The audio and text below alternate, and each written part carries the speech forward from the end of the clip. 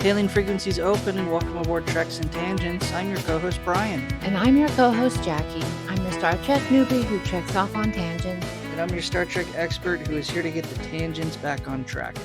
Each episode we watch and talk about a different Star Trek episode, and this week we watched Star Trek, the original series, Season 1, Episode 29, Operation Annihilate. Welcome back, everyone. The season finale It's of crazy. Season 1 of the original series. It's wild. I can't believe it's already, we already watched all these. Yeah, we hit on it a little bit last episode with the upcoming season finale, but it's here now. So, last episode of Season 1, it's been a journey. It's been interesting. Ultimately, from my perspective of Season 1, it's kind of been a interesting rewatch of the first season, especially the earlier episodes when the show is trying to find its identity, find its own pacing, and kind of establish itself. Looking back on some of those moments where you just kind of go, that's not going to be something that sticks around in Star Trek for very long. It's been interesting to revisit some of those moments, which aren't all gone. We'll continue to see that throughout the rest of the original series, and we'll also see that in later series as well. So, but it's been fun. That's interesting because I just kept noticing how the uniforms kept changing ever so slightly, and then how the props changed. I guess I was more observant of like the tiny things, but I also had no idea what I was supposed to be watching anyways because I was just watching it for the first time. Yeah. So, but thank you everyone for continuing to come along on this journey with us. Thank you everyone for continuing to listen, liking, subscribing, and following along. Thank you all that have been commenting. Always fun to engage in discussion with our fans. Always happy to discuss the episodes and thoughts, and always interested in hearing what you guys think, as not about the show, but about Star Trek itself. That's always been fun to continue to engage with. I mean, we should probably make like a fill in your own Starship crew and have that be for like next season. That might be an interesting thought, a way for people to fill in their own rankings. So definitely something we'll talk about when it comes time to rank this episode and round out the season. We'll talk more about that then, of course, but let's just kind of jump into the episode by revisiting the Turbolift tease from last week. Oh no. The last Turbolift tease for the season. That's where we gave Jaci the title of this week's episode, and Jaci, without any other information, tried to guess the plot of this week's episode. So, computer, for the last time this season, what was Jaci's Turbolift tease last week?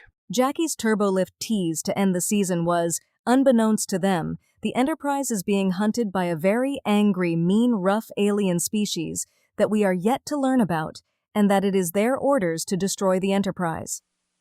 So, Jaci, how accurate do you think your Turbolift tease was? We should just like have a glitter party because I almost got it. In what way? We meet an angry, rough alien species that we have yet to learn about. Okay, hold on. Firing on pistons. How are they angry? Because they're gross and attacking humans. That's not angry. They were yelling. They made the poor humans so upset. I would say that they made the humans upset. The moment I think you're thinking of is when they first encounter the humans on the planet, that they were yelling, but they were yelling for the crew to stay away and to leave, which wasn't really the aliens doing that. That was the little bit of humanity breaking through. But in any case, so they're angry, they're rough. Well, they made the poor humans be in pain. So I think that would be kind of angry when the human is trying to explain what's happening. And then the alien is just like, poke, poke, poke. Okay. Anger. But then you said that they wanted to destroy the Enterprise. Well, I missed that part. I didn't get that part really. So I mean, they wanted to take over the Enterprise. yes, which is different than wanting to destroy the Enterprise. So Destroy, take over. we'll give you a C- this week to round out the season. But what did you ultimately think of this episode? I was so grossed out. They are kind of gross. So gross. And then they had like this like mushy the sound they made. No. I closed my eyes. Yeah, they're gross, but in another way, they're also just incredibly comical. This is an example, I think, of practical effects that don't pull it off very well. Like a flat breast implant that they colored. Breast implant's a good way to describe it. I kind of thought they just resembled the old gags of fake vomit. Oh yeah. Where it's just kind of molded plastic that looks flat and it's got all the little edges around the edge that maybe you're supposed to cut off, but if you cut it off, does it make it look worse? So gross. And then they don't really do anything. I mean, even when they shoot them with the phaser and they fall off, they're just dropping them from off camera, flopping down onto the ground. It's like a foam. Yeah, they are kind of gross. Blah. It's an interesting concept. Yes, it was interesting. And then when they got to the point where like Spock figured out what it was, and then he and Kirk are like doing mental gymnastics to figure out that this is from a galaxy far, far away. And I'm like, oh goodness. Yeah, and then in the end, though, there were some super problematic pacing issues. The fact that we get all the way to the end, they discover the solution, and then we have to go through this weird little sidetrack of Spock and losing his sight for a total of 5 minutes. Again, an interesting concept. McCoy not fully diagnosing or providing a solution that causes harm, and that could have been interesting to explore, but not in the last half of the fourth act of the episode that ends the season. Well, I was like, why couldn't we wait the 5 minutes for Nurse Chapel to come running back in to go, wait, look what I found? Yeah, we'll talk a little bit more later on about the urgency in which they act and how that structures the plot and whether that was necessary. But yeah, ultimately, fun episode. Yeah. Maybe not the best episode to be the bookend to the season, is what I'll say. I'm with you right there because we learn about a family that Kirk has, not like his own family, but his brother. It would have been nice to learn about them maybe like a few weeks ago. Sure. And then like that build up and then another like cliffhanger. Like, I don't know. Yeah. Just not gonna be a top tier episode for the season, and that's okay. They don't all have to be top tier. We have learned that at least with this season, they don't kind of go in order with progression of getting better or worse. Like they're just kind of like thrown about, like, oh, we'll do this one next. Yeah. So ultimately, my first impression, revisiting, a fine episode for Star Trek. It's hurt more by the fact that it's the bookend to the season and not necessarily something else. I think it would have ranked higher for me and been a better episode if this was mixed in with the rest of the episodes, and we would have picked another episode to be the bookend. I mean, even after our rock eating monster or before last week's episode, that was fabulous. Oh, you're talking about the Horta from The Devil in the Yes. Dark. Like it could have been good back then, but yeah, I think it could have ended the season with the last episode. I just love that one. Yeah. Well, with our thoughts out of the way for the last time this season, I think I'm just going to keep doing that. Let's What, Jackie, why don't you walk us through the episode? Okie dokie. So we're on the bridge and Spock is trying to teach everybody that he has a theory of the planets going in order of being like mass insanity taking over. And he shows like this picture graph of planet after planet, like a line graph, that these planets are being taken over and everyone's going into mass hysteria, and then not like super fast after each other, it's gradual. Hundreds of years, I think. I think the first recorded instance they say is like 200 years ago. Right. Well, he found all that information, and then he made this graph, and the last one being only 2 years ago. So that would be kind of recent. So, in theory, in his graph, he is showing that the next planet is called Dinava. And when asked about it, McCoy is very firm in his belief that he, like, this, just because it's happening, it doesn't have to be like a certain reason. They just happen to be in line. Which I don't buy. I mean, there's too much evidence for coincidence to say that there is some causality from this trajectory of space madness. Right. I wonder if he's just trying to be like the devil's advocate. You know, like, Spock, you're not always right, dude.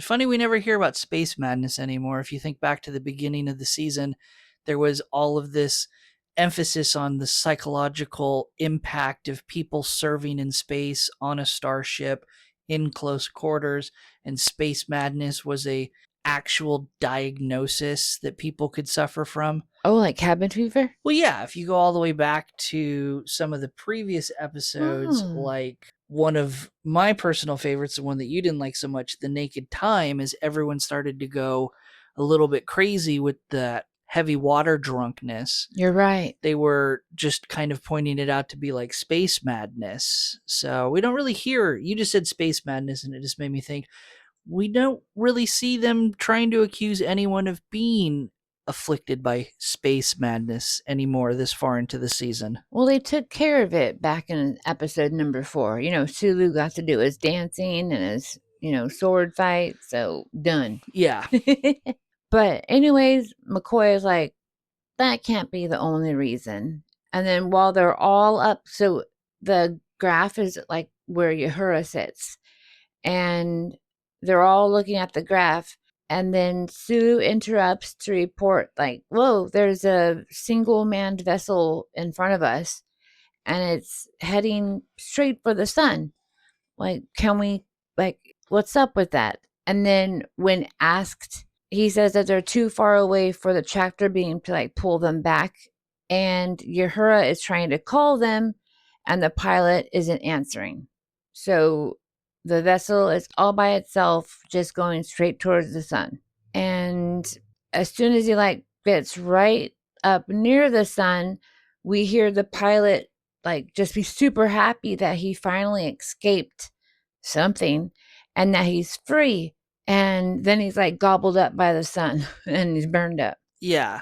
Very haunting, I think. I think that was one of the peak of the opening to this episode, is that moment and the emotion and the way that line is delivered by the actor.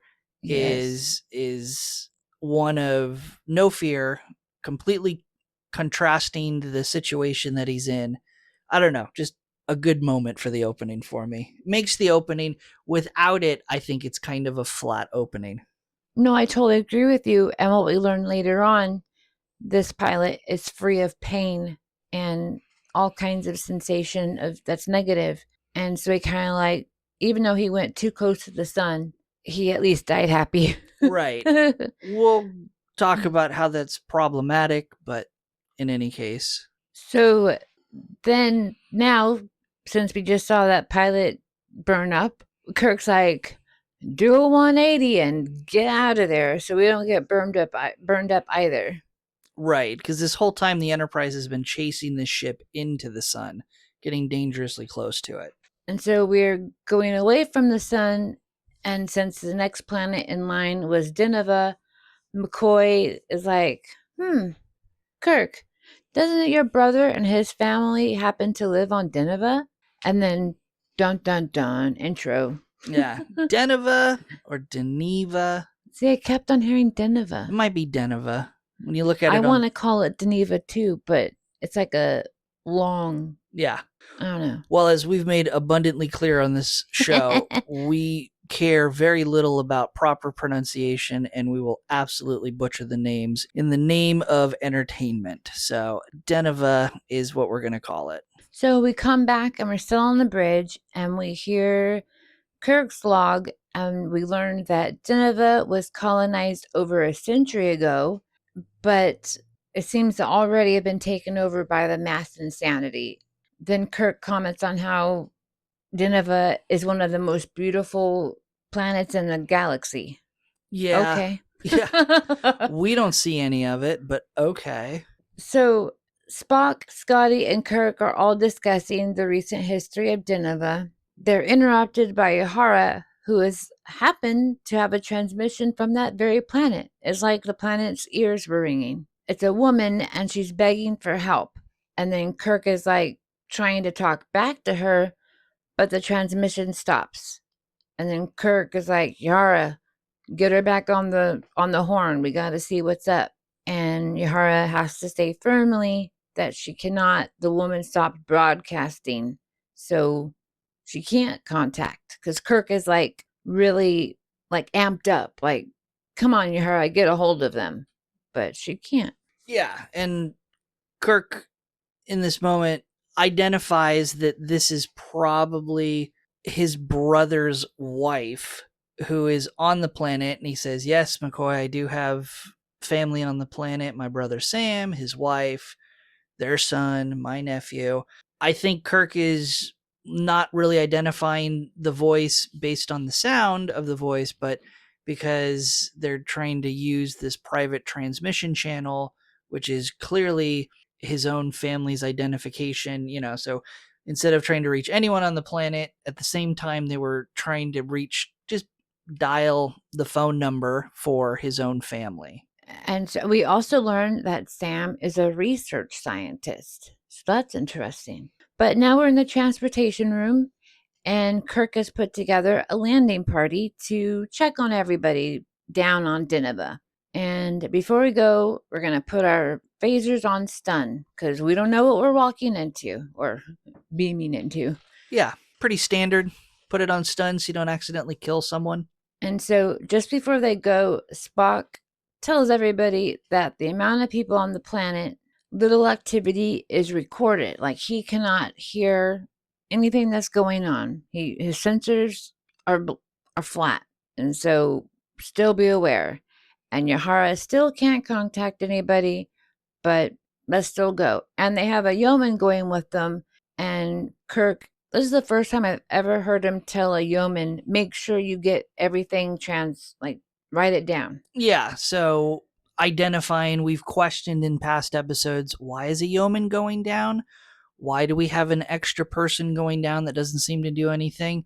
This is, I think you are correct, the first instance the show identifies or provides that role for the yeoman, calls it out, hey, you're going down and you're just going to use the tricorder to record everything. You focus on that so that we can focus on other stuff. And I find it also odd that in this episode, this human does a lot of talking. Like, everyone else has been silent. She's getting her guild rate for the day. So, boom, boop, boop. Now we are on Dineva. We've seen the yeoman. We have Kirk, Spock, McCoy, Scotty, and security gentlemen. And so as they get put back together after they've beamed over, they're super confused because nobody is in sight. And we've learned that there's over 100,000 people in the city. And on top of that, there's a 1 million on the planet totally. And no one, again, is visible. I mean, if this planet is the most beautiful, nobody's enjoying it. But then Spock says, well, I see that they're all inside their buildings. So at least everyone's accounted for. Yeah. Also slightly interesting to point out, not problematic by itself, but interesting to point out that even though we only see the parasites on that one set, they have to be numerous and also hanging out in the buildings. And it's just interesting that no one is picking those up on their scanners. They're the scanners from the ship. the tricorders on the ground. They are completely invisible to their sensors.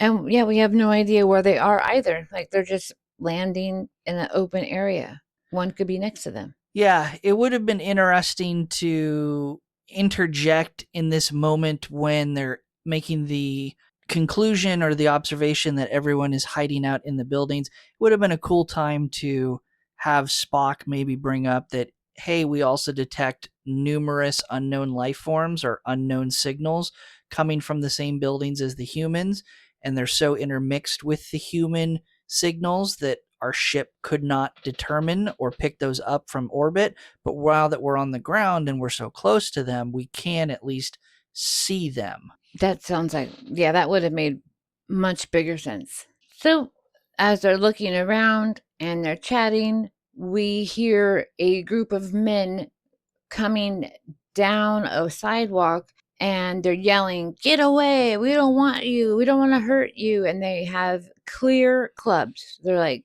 plastic tubes, but clear.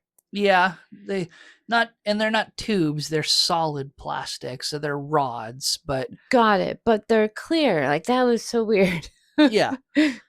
No idea what they were. Hey guys, dig into the tech manuals and comment on the episode. Tell us what those rods were. So they're acting aggressive, but they're saying like protective words, like, please leave. We don't need you here. Be safe. Save yourselves. We're already dead, kind of, sort of. And then so Spock like notates the attitudes are different from their actions. And McCoy is having his little readings, and his recording is showing these people are in a stunned state. Their nervous system is violently stimulated when they should just be like calm and collected. And then they hear a woman screaming in a lab. Well, I guess they're presuming it's a lab, and they just run to it. So then we pop into the lab and we see Aurelian, who we learn is Sam's wife. She's screaming while holding like a flat piece of metal with handles, and she's putting it on the wall. And we learn later she's trying to close up a vent, what it looks like. And she's screaming, they're coming, they're here, being extremely. She's terrified. She's terrified, she's slightly delusional, she's not making a lot of sense. Interesting that she's actively, because she's infected with these parasites, and so then they're causing her pain. And it's interesting that she's able to not follow their instructions. But again, so let's go on a little tangent here because we're starting to get into it. Do the parasites actually end up controlling the humans, or do they simply tell or provide the impulse of what they want the humans to do, and they force the humans to comply by making them experience pain? I think what you said is what's happening, because when they save her, quote unquote, and she's back on the Enterprise, she says that we are their arms and legs. Right. So they're not controlling them telepathically. They're not even really controlling them. They're just forcing them to do what they want by inflicting pain. And they're all wrapped up in their spinal cords, and like they're literally putting themselves where their tendons and whatnot are. Which makes sense, because when Spock is able to suppress those feelings of pain with his half Vulcan mind, they don't have any other way to get him to do what they want. Right. Okay. At least that's what I think. Okay. No, it makes sense. And hey, we've broken this down far more than the writers have. So McCoy runs to her. Well, first Kirk like grabs her and is like, "Let go of this. Like, we don't know what's wrong with you, but come over here." And Aurelian is like, "Who are you?" Because she didn't recognize him at first. And then finally she's like, "Ah." And so McCoy gives her a tranquilizer to calm her down. And then while she's like unconscious over yonder, we see that Sam, Kirk's brother, is dead, and their little boy Peter is unconscious. right. we'll assume that he's unable to whatever pain levels they were inflicting on him, he's Probably just made him pass out. yeah, he's unable to stay conscious through that. No fault to poor Peter. So McCoy then beams both Peter and Aurelia back up to the Enterprise so he could take care of them. Yep. Leave Sam there. Well, Sam is already dead. Sam's dead. We don't need to put him up in orbit in the morgue to do a memorial service. Maybe on the side, McCoy grabs themselves or whatever. Sure. All Sure. doctor-like. Let's pretend. Let's pretend. So then Spock notices that the metal thing she had was in fact part of the ventilator, and she was trying to keep something out. But we still don't know what is harming the colony. And then Kirk demands answers. Yeah. Kirk's very emotional throughout this episode because his family is directly affected. So yes, playing to a side of Kirk that we don't normally see because we didn't know he had a family up to this point. We see True. Kirk make some very emotional decisions, but I think a lot of the times it's been directed toward a sense of duty toward friendship and a duty of being a white knight and protective toward women. But this is the first time we're going to see Kirk actively act out and respond to this situation where family is directly involved. A different side to the character. Well, I mean, we like when our characters are continuously grown and we get more depth instead of just big bad, captain. Most of the time. So we leave the planet and we are back on the Enterprise with McCoy in the sick bay, and we're waiting on lab results, but he does tell Kirk that both Aurelian and Peter are in extreme pain. And Aurelian has such a high pain tolerance that the tranquilizer, he's had to do it twice, and she still keeps waking up. And Kirk goes to her and he tells her that Sam is gone, but Peter is alive. And then he pleads for her, please tell me what is going on. And she's in this delirious loop because, she has the parasite going on. She has McCoy's tranks going on, craziness. And she just starts saying, they came 8 months ago. And a visiting ship from Ingram B brought these things to them. Right.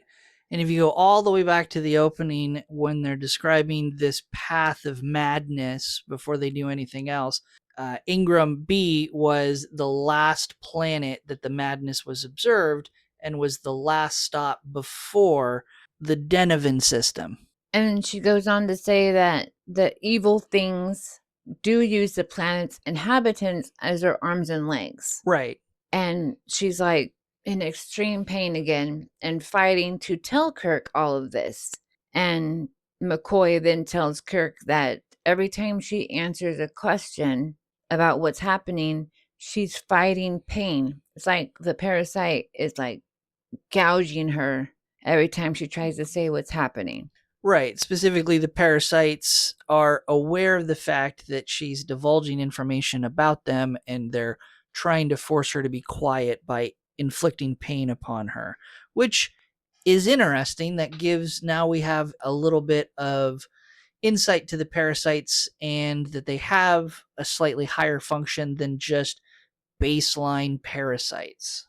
Exactly. And sadly, she's been fighting so hard, she finally succumbs to whatever parasite is harming her, and she passes away. Right. And then they immediately beam her body back down to the lab so that it can be on top of Sam, because as we learned, let's not bring any of the dead bodies up to the Enterprise. You got to get rid of the dead bodies immediately. I'm, of course, being sarcastic. None of that happens. No, because they have to, use her for tests. There we go. I think my little headcanon sidetrack was a lot more dignified than just Jackie's, now she's an experiment. Well, McCoy vows to do all he can to make sure that Peter, Kirk's nephew, is saved. Doesn't become an experiment. But it's so weird because Kirk never says, my nephew, my brother, my sister-in-law. He just says Peter as my brother's son. Yeah, that's an interesting thing that I noticed as well. Right? Yeah, it's very much Kirk using language that distances his relationship to these people.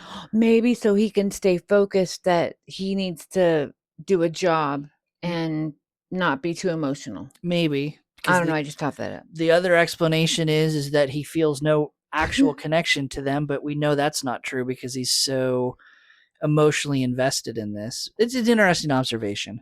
Yeah, the moment he said it, I rewound it like 3 times. Did I just hear that right? So now we just beam back to Dinova. Because the rest of this party from before is still down on the planet. When they went up with Sam's wife and Sam's son, it was just Kirk and McCoy. Spock and everyone else is still down on the planet. They continue to make observations. Yes, we got 2 parties going on. So Kirk immediately asks Spock, "What have you found while I was gone? Like, report."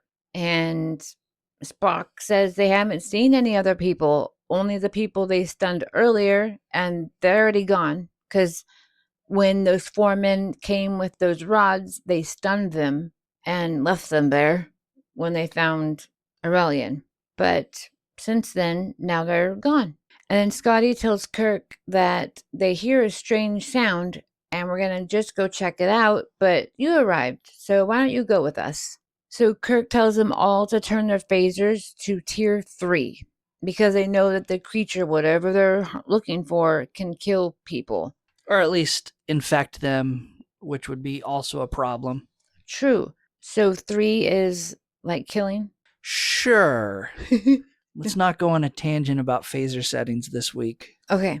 So, well, it's more than stun. There we go. So the group now, they just wander into, I call it like a garden in a hallway, because in most like fancy buildings, they always have like that walkway that's beautiful in the middle.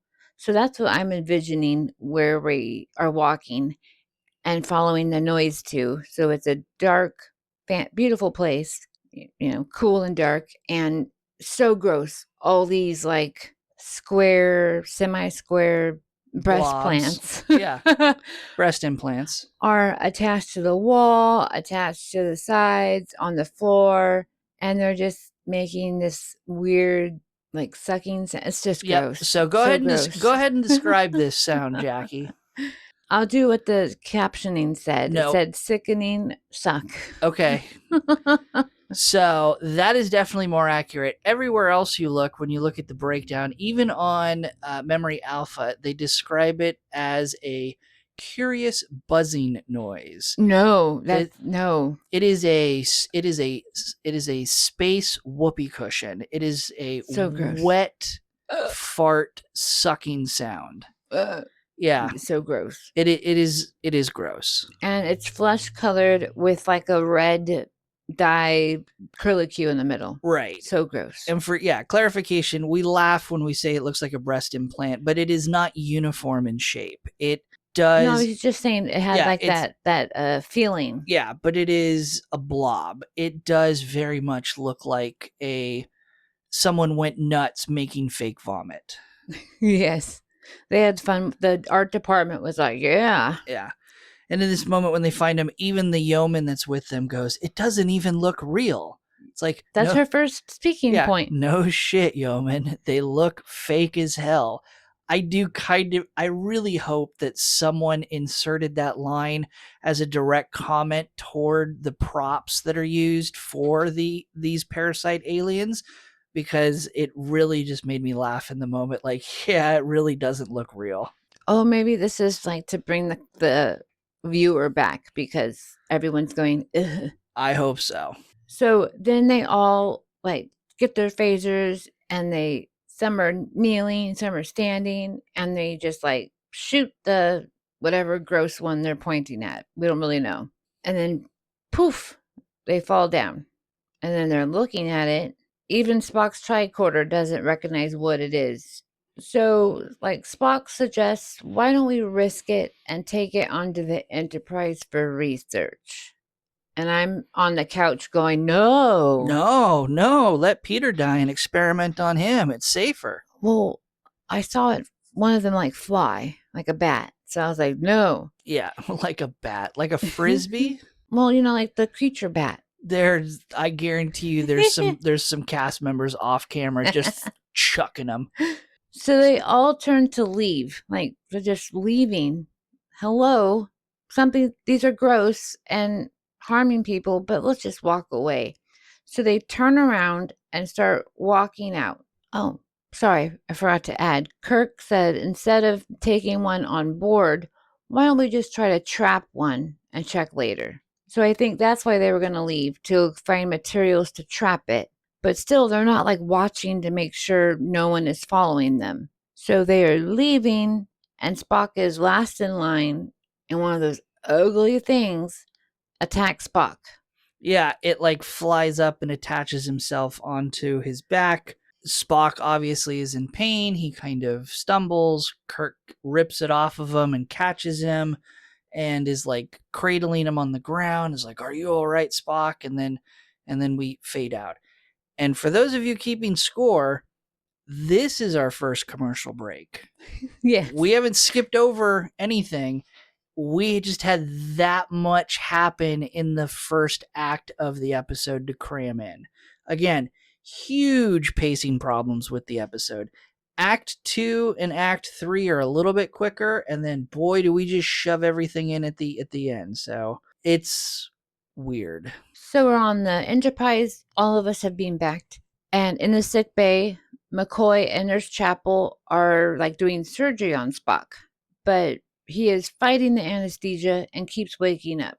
And they don't know if Spock is fighting them or if he's fighting the creature that is in him, because they've seen that whatever this is has like spiraled into the body. They didn't know what was happening with Aurelian, but because they're doing surgery on Spock, that's how they figured it out. And when they show Kirk later on what it is that is inside their body, it's like a dry onion ring in a specimen jar. Yeah. It's like, okay. And he's like, this is in everybody. And sadly, McCoy is unable to remove back to the surgery. McCoy is unable to remove everything in Spock's body, and he just decides to close him up. And Nurse Chapel is like, what? Yeah, there's this weird little scene back and forth between McCoy and Nurse Chapel where Nurse Chapel is just like, what do you mean close him up? And McCoy's like, don't question me, just do it. It leads nowhere to the rest of the episode. They could have easily removed this argument. Well, they probably could have removed every part of it and just show that, I don't know, like we already learned about the puncture wound. We already knew it was around them. We could have gotten the sample of the parasite from Aurelian in an autopsy. Yeah, we really could have just jumped straight to Spock restrained on the sickbay table and jumped ahead to that. The sickbay tables do not look comfortable at all. It's like a bed. Yeah, it's a little weird. So then we're jumping back and forth, like the sickbay and bridge. And in sickbay, Spock is now out of his anesthesia. And when he sits up on the bed, like his whole face, it could have just been what he looked like that day, but he looks super swollen. Right. And he keeps saying no. And he ignores Nurse Chapel's calls, and he just runs out of sickbay. We're assuming he's going to the bridge because he's delirious. Like Nurse Chapel's like, what's wrong with you? And he ignores her. But he keeps saying no, like he's arguing with something in his head. And then Spock bursts onto the bridge and he pulls poor Sulu out of his chair and is like murmuring, must take the ship, must take over. And it takes 4 to 5 men to gain control of him. And Kirk even has to like get out of the way because I would imagine Spock is trying to do the Vulcan pinch to like get people off of him. Yeah, it's a great fight scene on the bridge. It's well choreographed. There's a lot of action that goes into it. None of it appears cheesy. No. Like, I can't really identify any moment where, like, you watch some of, like, the original Batman is kind of what I think of as the benchmark of these choreographed fight scenes. And some of those are so cheesy where they throw a punch and they're 6 inches away from the face of the person they're punching, but they go flying backwards. So the way that they choreograph this fight, go back and rewatch it again.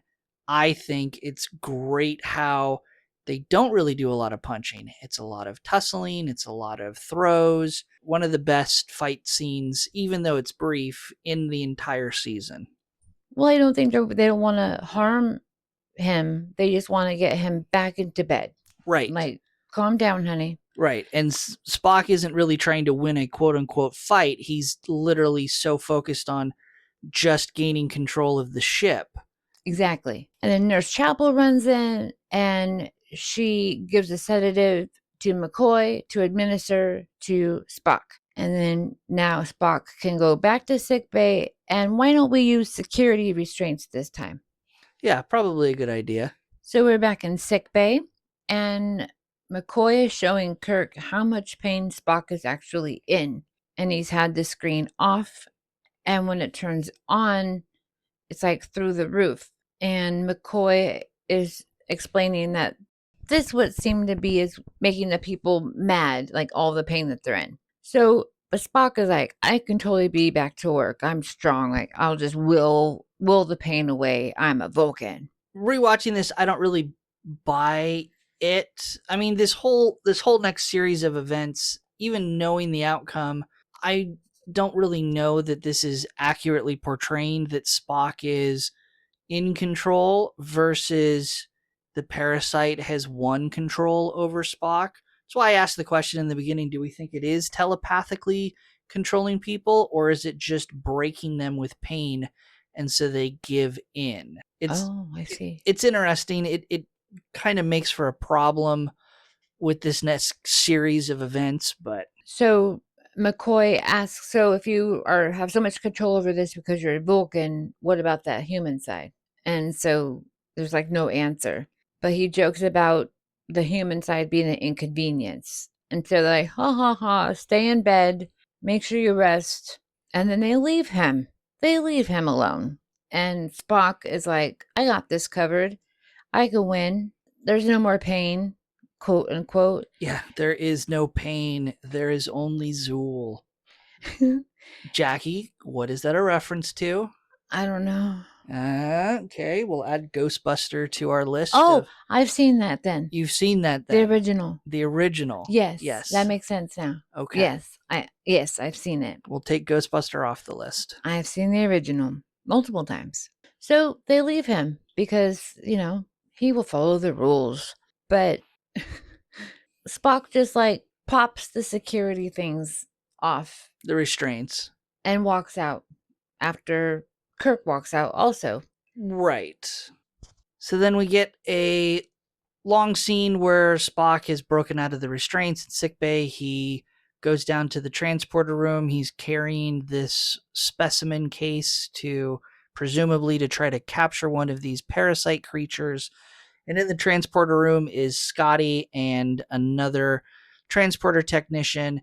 And at first, Spock tries to play it cool, and he's just like, I'm going to beam down to the planet. And Scotty's like, no. Kirk says that no one is to beam down without his permission. And Spock then just tries to fight his way through. He nerve pinches out the technician, throws Scotty around, but Scotty manages to get a phaser onto him and says, I will shoot you. I will knock you out. They call Kirk down to the transporter room. And ultimately, they just let Spock talk his way out of it and let Spock beam down to the planet. Spock kind of explains that, well, I'm already infected. They can't do anything to me. So I'm just going to beam down to get one of these creatures that we can experiment on. And they let him.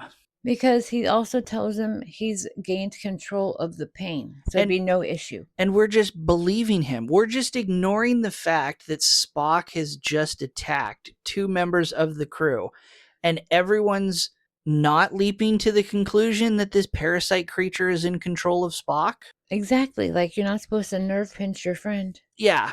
So yeah, it's a weird moment where, or I don't know, I won't call it a flaw, but I mean, maybe they're going, well, at least he's not trying to take over the ship, let him beam down. But how do we know he's not trying to get one of those parasites back up to the Enterprise to unleash upon everyone?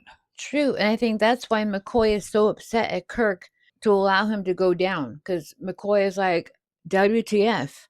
Yeah, kind of a plot problem there. So Spock is now on Deneva, and he immediately when he arrives, a Divinian is trying to fight him, and Spock fights him off and goes directly to where that hallway garden and stuns one of the gross creatures and just like bends down, and I don't know where these prongs came from, but they're giant and clear, and he just puts it right into that red box he had, and he turns around to go back to Enterprise. It looks like that red box came from a Lego set. Like, Yeah. it's so funny. So now we're back on the Enterprise. Surprise! And Spock has gone directly to a lab.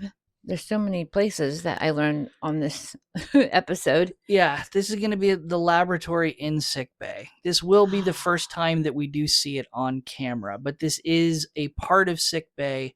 It is McCoy's personal lab that he does all of his testing. Oh, that's super cool then. So he like puts his friend, the creature, in this glass jar.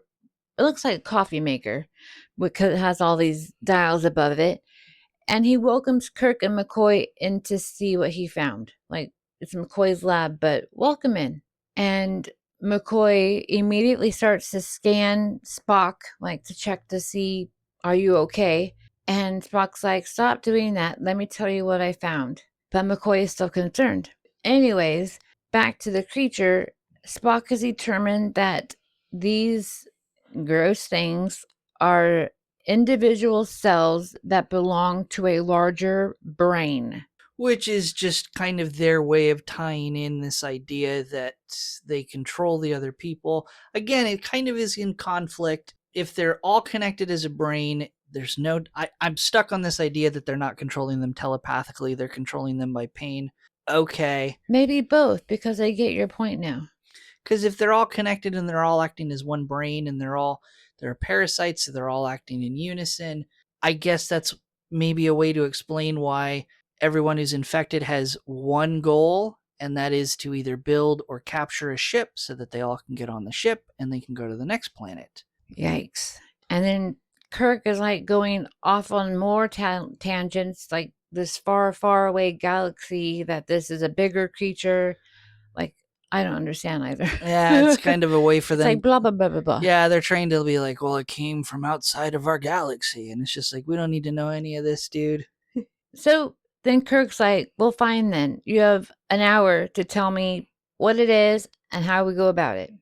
How we go about killing them and stopping them and saving all the people on the planet. And then McCoy scans Spock again, and he's like, stop it. Yeah, Spock's like, dude, I'm fine. Leave me alone. So 1 hour later, Kirk comes back to see what they've done. And he stops by McCoy, and there's Chapel first. And he honestly says he can't figure out what to do.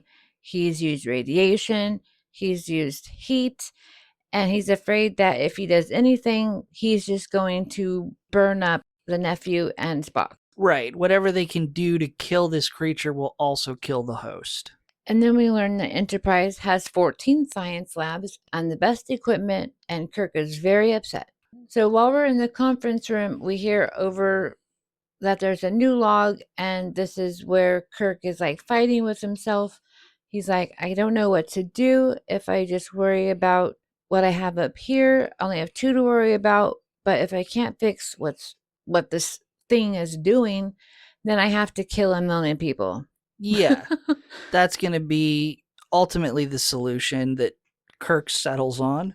But then in the conference room, after he just said that in the log, he says, I'm not going to kill anyone, and you two, figure it out.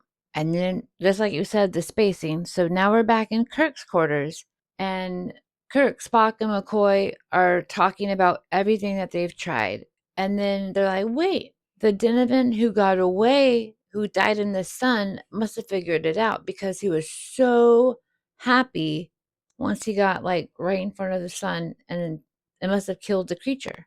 Right. And this is going to be, besides plot holes, this actually, I think, was a very cool kind of sci-fi detective moment where it didn't drag it out. It was like something must have happened. Something by going to the sun caused him to rid himself of the influence of the parasite. Ultimately, what they're going to come to is they realize that, because they've tried everything, they've tried heat, they've tried radiation, and they can't figure it out.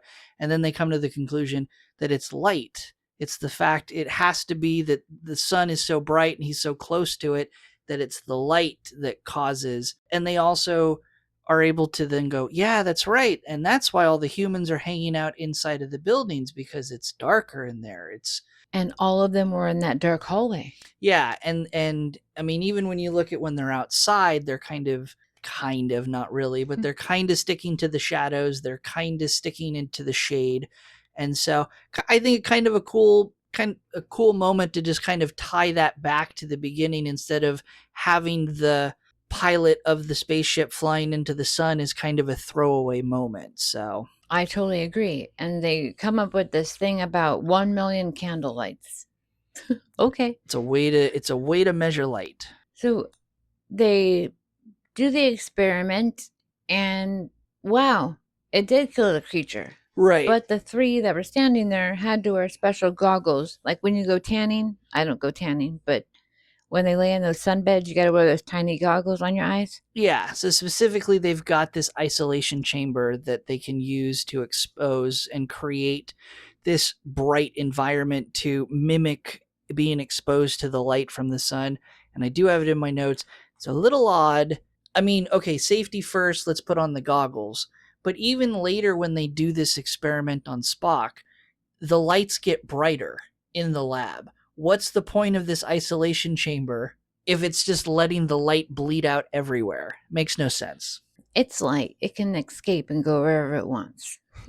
So Spock is like, now you could try it on me. And they're like, but what about your eyes? And there wouldn't be 1 million pairs of goggles that we can make. So what's going to happen? And Spock's like, that's okay. I'll just do it. And then if it works, it works. If it doesn't, it doesn't. But why don't we just not wait for the specimens that McCoy took and gave to Miss Chapel to do other tests on? Why don't we just throw you in there right now? Yeah, got a problem with that. But also, I will say, for problems with pacing, kind of great that this all takes place within the conversation, because they originally are talking about, well, we have to try it on someone. Who are we going to try it on?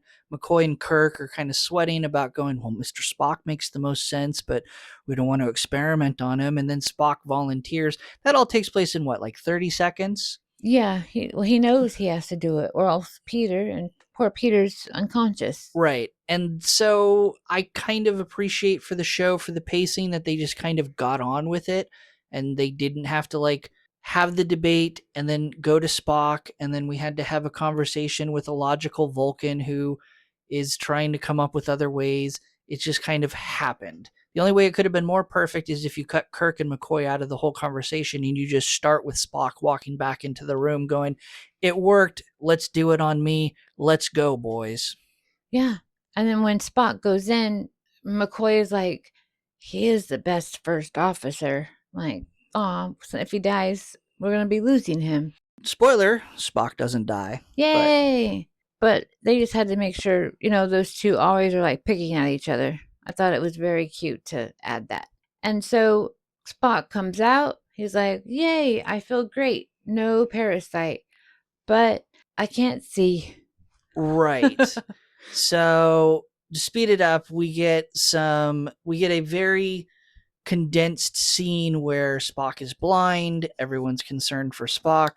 Nurse Chapel comes running in and says that she was able to verify the results of the experiment, and it turns out they didn't need white light or visible light. They just needed UV light. And so they could have just exposed Spock to, your tanning bed analogy is a great analogy. They could have just exposed him to UV light, which would have killed off the parasite infection in Spock and not have blinded him. Side note, it would have severely tanned him or sunburned him, and we'd have other problems, but we can talk about that later. But then there's also this whole thing about McCoy being super regretful and, I'm sorry, I used a treatment to cure a patient, but I still caused the patient harm. He was really upset, yeah. Again, this would have been a fantastic side plot to explore, not in the last bit of the episode. Totally. So Kirk is super upset, but they continue on with their plan. They string all these satellites together and direct it at the planet. But while the lights are going, aren't the people are still inside. So how are they getting this life-saving light? Oh, I have no idea. The other thing to consider is the fact that the shuttle pilot from the very beginning that cures himself by flying into the sun, how is he being exposed to UV radiation? The ship would have filtered all of that out. Even a view screen that we have as the quote unquote window on a starship would be filtering out UV light like windshields in cars, because it's not a direct window outside. It's a television that's projecting an image that's being recorded by a camera, or many cameras in this case. But so there, he wouldn't have been exposed to UV light either. If they were constantly being exposed to the UV light waves or waves in space, they'd all be dead from cancer. So I don't know how any of this science works. But it worked. Yay. But by golly. No more gross creatures making people crazy. And suntans for everyone. And so they, tell Kirk and Spock everything worked. And then now we're on the bridge where Kirk asked the yeoman to start a message for Starfleet. And then she interrupts him by looking up, and Spock and McCoy walk onto the bridge. Like, Spock walks right up to where he's supposed to be. And he's like, thankfully, the Vulcan sun is super bright, and we Vulcans have a third eyelid to help shield the sun's brightness. And he called it, Spock compared it to a human's appendix. Right. It's weird. It's so weird. This is odd. Like, so, what did Spock know before he went in? Yeah. And yeah, this whole idea of Vulcans having this inner eyelid as an adaptation to their own bright sun, and it's not mentioned going into it. So let me ask you this. Do you like the fact that Spock regains his sight and we wrap up that plot line before the end of the episode? Or would you have liked to have seen that carried over to another episode as kind of a, hey, end of the season cliffhanger going into season 2? Does Spock regain his sight? That would have been good, because I didn't think that there was a cliffhanger at all. Like, it ended and I was like, wait, what am I going to expect for next season? Yeah, and it that's partially the way television was, I think. Oh. But yeah, it's again just this weird little side plot thing that they toss in at the end of the episode that kind of would have been better as its own thing or introduced earlier. And then Kirk's like, well, Spock, regaining one's eyesight is usually an emotional thing for, most people. Are you sure you didn't feel anything? And then he said, yes. My first view was that of Dr. McCoy bending over me. That was my reaction. And then McCoy teases back how he doesn't have an appreciation for beauty. They just, kick back and forth. And then Kirk leaves, and Spock, let's lay a course to Starbase 10. And then while McCoy is over with Kirk discussing Spock's weird eyes, and hey, maybe not tell him that I said he was the best in the fleet. And Spock swings around and he says, thank you, Doctor. And then Kirk's like, you were worried about his eyes and you forgot about his Vulcan ears. Yeah. And then it ends. I like the little banter at the end. This is an episode that it pulls it off well. I think it's good, well scripted. It's a good way to end the episode this time. I think they pull it off. Yeah, and it was really, cute. Right. But roll credits. So, Jaci, what are your final thoughts for season 1, episode 29, Operation Annihilate? I really liked it, although I wish the last half would have been longer than the first half. Pacing issues for Is that, yeah, like it just, maybe not all the science, like weird 1 million candles times 2 eyelids. I don't know. Like that, maybe we didn't need, but more something. right. I don't know. Yeah. I think my statement at the beginning stands up. It's the idea of it's a fine episode. It has a couple problems, but we can overlook that. But it would have, I think, gone over better if we had injected this episode into the middle of the season and picked. I'm judging it based on the fact that from our viewpoint, it is the season finale of Star Trek. That is a different thing in 1967 than it is in modern day television. True. I fully acknowledge that, but I like to think our podcast views the series through our viewpoint of 2006 as we record this. We are not trying to put ourselves into the position of an audience in 1967. We're not asking if this was good 1967 television. We're asking if this is entertaining in 2006. True. So the fact that it is the season finale weighs more heavily on it and impacts it more than just the episode itself. It's fine. We could have had better. I mean, I think a simple swap of last week's The City on the Edge of Forever, like that could have been the finale, and then that would make me as a viewer be like, yeah, season 2, what are they gonna do? Well, and we also could have, while you don't have to have an exact cliffhanger, Yeah, coming out of the season, that's probably The City on the Edge of Forever is the episode where Kirk probably suffers the biggest heartbreak. yeah, he really liked her and she died. So what if we just ended with that, where the season ends with Kirk having to work his way through that heartbreak, and we come back to the next season to see if he's worked through it? Oh, like he's hugging McCoy because he has to save McCoy, and the car accident happens, and then roll credits. Yeah.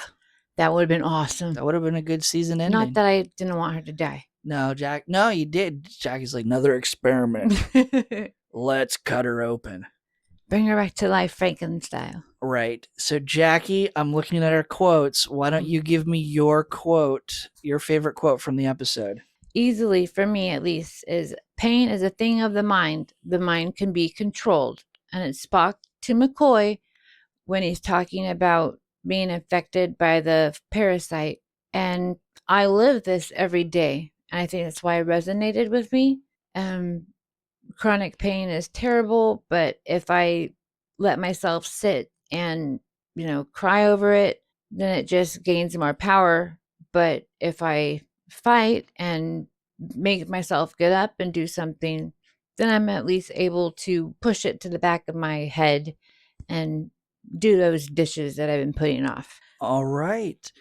Well, I have the same quote. Well, you told me that when I was, in my midst of pain too. Yeah. And I mean, yes, it is a very powerful quote.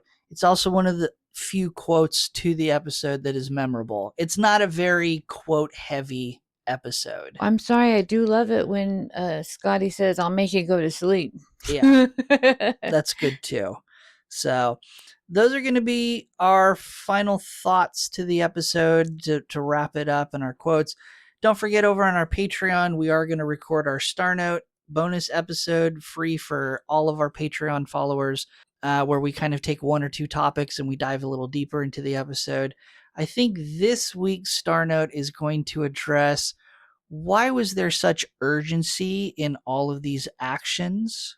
Why did we have to rush the experiment?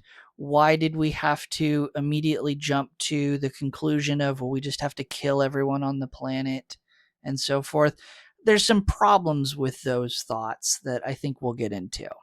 So I join us. already have it rolling through. Like, I have an answer for you already. So join us over on our Patreon after you're done listening to this episode, and check out the bonus episode this week, and check out all the past bonus episodes.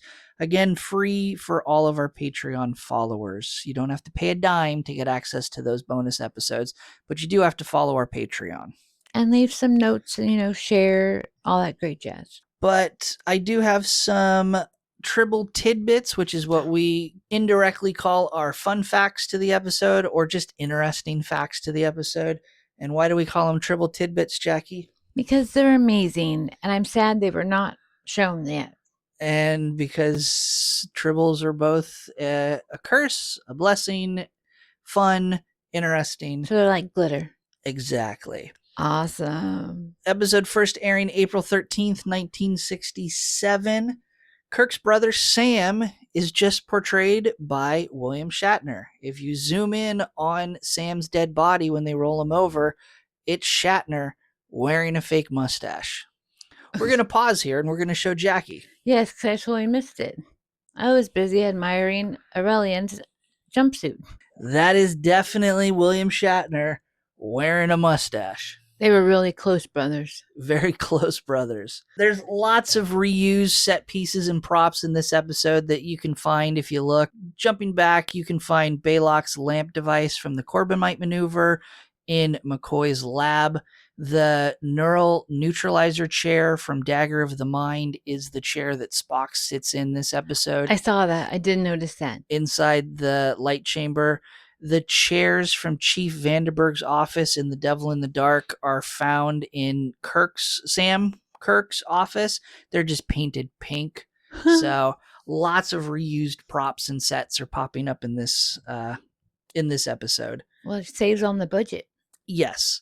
On the official blooper reel, I'm told, I went looking for it. I couldn't find it in my search, but on a blooper reel, there is a shot when the parasite is flying and attaches itself to Spock's back. There's a blooper where it goes flying and it accidentally attaches it to Spock's butt. That would be funny. So I couldn't find it. I don't know if they reacted to it or if it's just an unused blooper, but thought I'd throw it in there. The creatures are officially named. They are named blastoneurons. They're trying to sound like it's cancer. It's not mentioned in the episode, but after Star Trek had its run, and as they came out with like fan publications or publications for fans, they came out with a book for fans. It was called the Starfleet Medical Reference Manual. Oh my goodness. It's just It's a real book? It's just fan fiction. It's just lore in book form. It came out in 1977, but it is mentioned these parasites, and they do give them that name. I'm going to look it up after this. I looked it up. You can get it for like less than $20 used. That's insane. I know. At some point, we're probably going to have to start building a library of Star Trek stuff. Oh my gosh. The original script that was written did not have the solution being exposure to UV light to kill the creatures. In the original script, the Enterprise tracked down the home planet of these creatures, and they blew up the planet with like super missiles. Again, it's an early script, so the details are vague, and that would have killed off all of the creatures on the planet, which somehow cut off the source for the rest of the creatures, which then caused the rest of the creatures to die. Again, that idea that they're all a hive mind. Yeah, and they're part of the brain. Yeah. But if they're from another galaxy, that would be impossible for the Enterprise to get to in a timely manner. I don't think the original script went into too great a detail as to how they found the original planet. So that whole idea was scrapped, and they used the UV light as the solution. My last Tribble tidbit for the episode, the haunting voice of the spacecraft pilot that's flown into the sun is voiced by Leonard Nimoy. That's awesome. Great performance. Again, that moment of the ship flying into the sun, tying into the realization and discovery of the exposing of the creatures to the UV light, my favorite part of the episode. So I think it was cool that Leonard Nimoy was the one who delivered that line. So both Leonard and William got to play two people. That they did. Well, those are going to be your triple tidbits this week. But now we get to our episode ranking, our final ranking for the season. This is where we pretend the episode is a member of our crew for a fictitious starship, and we assign a Starfleet rank to the episode. A higher rank means not only we were more entertained by the episode, but we think the episode is a more valuable member to our crew. A lower rank, of course, means we were less entertained by the episode, and the crew member episode is more disposable for our crew. We have our lower ranks as our enlisted, starting at the bottom, an ensign, which would be the worst episode we could watch. We have lieutenant junior grade, and we have lieutenant. We can have an unlimited number of enlisted officers on our starship. And then we have our officers themselves, the lieutenant commanders. We can have 7. We can have 5 commanders, 1 captain, and 1 admiral. And if none of that made sense to you, again, we also post a graphical representation of our rankings over at our Patreon, patreon.com/treksandtangents. And we update those every Wednesday, the day after the episode goes live. Those are also free for everyone to view. Jaci, on your starship, the USS Galactic Glitterbee, it is the end of the season. I threatened and said that we would have to pick an admiral and we would have to pick a captain, but you have filled all of your officer ranks at the top. We both chose the City on the Edge of Forever as our admirals, as our top episode for the season. We also both have our captains as the Devil in the Dark. So Yes. I love my little Horta, and then I love the city one. I can't ever say it. The city on the edge of nowhere. or the Edge of Forever. Yeah, forever. I always want to say the City on the Edge of Tomorrow because it's time See? traveling. Yeah. But and I'm sure if you go back, I'm sure someone will catch me at some point referring to it as tomorrow instead of forever. But It's just how it flows. But as in this case, for this episode, the season finale, what rank do you assign Operation Annihilate? Oh, I like how my grid looks like it should be on Tetris. So I'm going to add, I just can't get over those aliens. So I need to put it as Lieutenant Junior grade. I wish there was more of the second half, like chatter and how we're going to fix it, and less of how we're going to focus on these aliens and how gross, they're gross. Like they went out of their way to make them have this terrible sound. Like I still hear it in my head. Like the sucking and I'm over that. Okay, so Lieutenant Junior grade I for know. this episode. I'm sorry, season finale. For my ranking for the USS Cosmic Shark, I'm going to be close for different reasons. I'm going to assign this the rank of lieutenant and round out my lieutenant rankings. You have a better Tetris than me. Yes. As far as the episode goes, again, let's not ignore the plot holes of exposing an entire planet to UV radiation and what that would do to the human body. But besides that, I do enjoy space horror. I think that Star Trek should explore more episodes that has space horror. I would like to see that more. But also combine the fact that these props are so unrealistic, even the yeoman on set is referring to they don't look real. Can't ignore that. The pacing issues, again, it'd be a fine episode, and it is a fine episode. It would fit better in the middle of the season, I think, and it just kind of is a disappointment for the bookend, the season finale.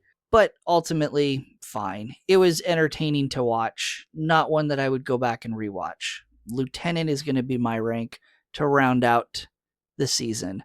Looking at IMDb as of this recording, Operation Annihilate currently ranks a 7.5 out of 10. People like those crazy, ugly things. I think that's an average ranking for IMDb. I think that's going to be the average. I would be surprised if it was an 8 or higher. So, again, it's entertaining. It's not groundbreaking. But that's going to wrap up our rankings this season. Again, we'll post a graphical representation on Wednesday, the day after this episode goes live, showing a full breakdown of every episode this season and how we ranked it. over on our Patreon at patreon.com/treks-and-tangents. We'll be back next week to trek through another episode and start a new season of Star Trek, the original series. Super exciting. And we'll do as we always do. We'll have Jaci give her turbolift tease or elevator pitch to the next episode's plot.